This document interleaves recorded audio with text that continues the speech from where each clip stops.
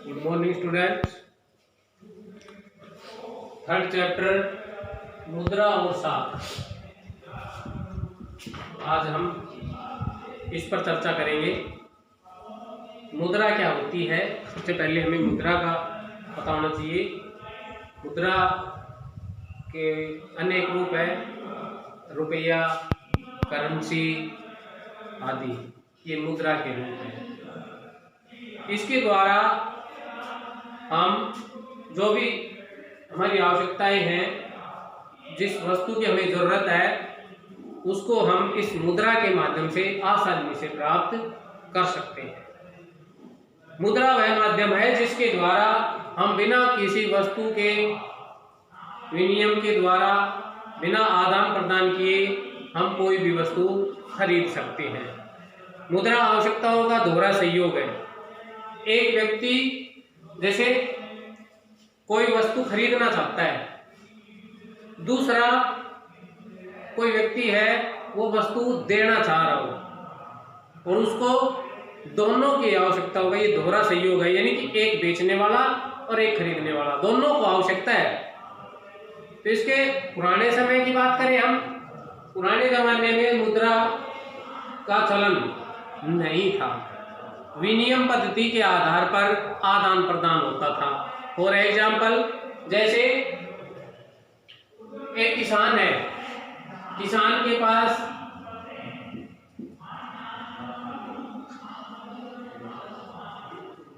गेहूं है, तो किसान गेहूं बेचना चाहता है। किसान गेहूं बेचना चाहता है। दूसरी तरफ एक दर्जी है,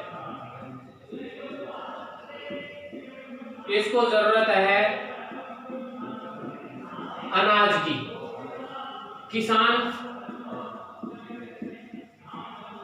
किसान को गेहूं बेच करके कोई दूसरी वस्तु खरीदनी है, जैसे कपड़ा खरीदना है, कपड़ा सिलवाना है, बनवाना है, जूता बनवाना है, कुछ भी जो भी आवश्यकता है वो। तो इसमें क्या है कि किसान कपड़ा खरीदना चाहता है, दर्जी है या दुकानदार है कोई, वो बेचना चाहता है, वो कपड़ा बेचना चाहता है। तो किसान क्या करेगा?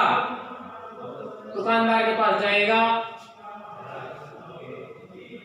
कपड़ा खरीदने के लिए। एक दुकानदार को जरूरत है गेहूं की, या एक दुकानदार कह सकते हैं कि अनाज खरीदने के लिए किसान के पास आएगा, और ये इसको अनाज दे देगा। दुकानदार किसान से अनाज ले लेगा और बदले में उसको वस्त्र या कपड़ा दे देगा।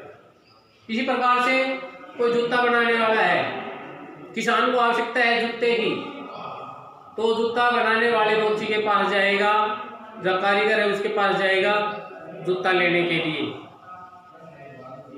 बदले में उसको वह अपना अनाज दे देता है। या जूता बनाने वाले को अनाज की आवश्यकता है, तो वो पहल करके किसान के पास आएगा और किसान के पास जाकर के उससे अनाज पूछता है, मांगता है, और किसान को जरूरत होती है जूते की, तो उसको जूते दे देता था, बदले में अनाज ले लेता था। तो इस प्रकार से पुराने समय में मुद्रा है वो विनिमय पद्धति के आधार पर होती थी। मुद्रा का प्रयोग विनिमय के आधार पर होता था, एक वस्तु के बदले में दूसरी वस्तु मिलती थी। लेकिन इसमें समस्या थी, जैसे दुकानदार है, दर्जी है, मोची है, इन सब के पास अनाज आ गया भाई,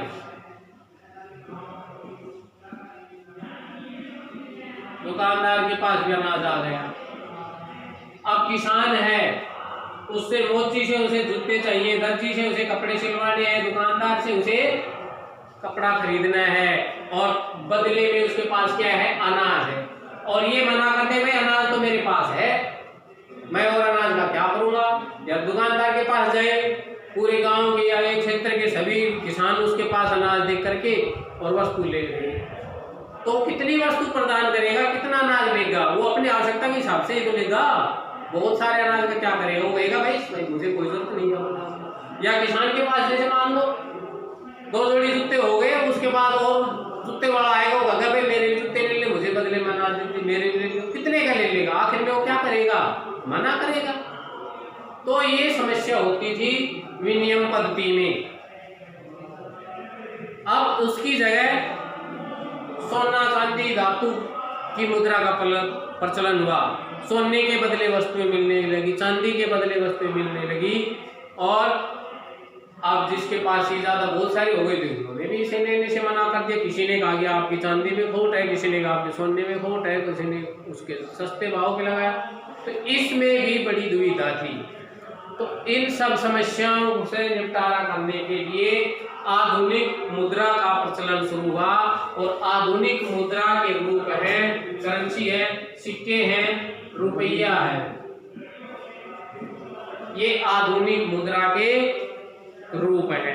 इनके द्वारा हम अपने कोई भी आवश्यकता है, इच्छा है, वो इनसे हम आसानी से मुद्रा के द्वारा हम खरीद सकते हैं। उसके बाद कोई मना नहीं कर सकता। मुद्रा अपने आप में क्या है, गारंटी है, सरकार के द्वारा इसे मान्यता मिली हुई है, इसका अपना कोई मूल्य नहीं है, इसको सरकार द्वारा इसको मूल्य दिया गया है, प्रदान किया गया है, और इसको लेने से भारत का या देश का कोई भी नागरिक, कोई भी दुकानदार, कोई भी किसान मना नहीं कर सकता। इसलिए आपको जो वस्तु की आवश्यकता है उसका भुगतान मुद्रा में करिए, और जो आपको आवश्यकता है वो वस्तु आपको मिल जाएगी। कोई मना नहीं कर सकता। हाँ, पुराने समय में मना कर देता था, मान लो किसान अनाज देख करके कोई वस्तु लेता था, हो सकता है वो दुकानदार कहते थे मुझे अनाज की आवश्यकता नहीं है, मैं नहीं लूंगा।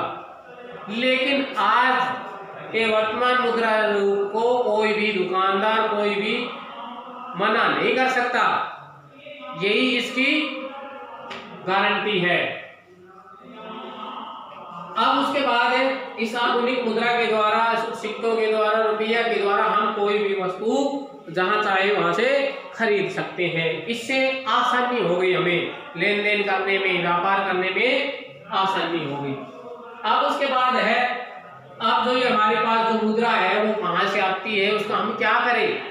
वस्तु खरीद ली हमने, हमारी आवश्यकताएं पूरी कर ली, लेकिन फिर भी जैसे कुछ लोगों के पास अतिरिक्त मुद्रा हो जाती है।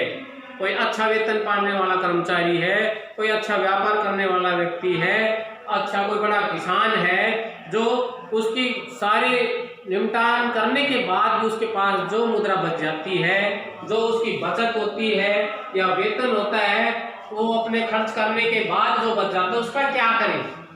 उसको वो बैंकों में निक्षेप कर सकता है, बैंकों में जमा करवा सकता है। अतिरिक्त जो मुद्रा होती है उसको बैंक में जमा किया जा सकता है।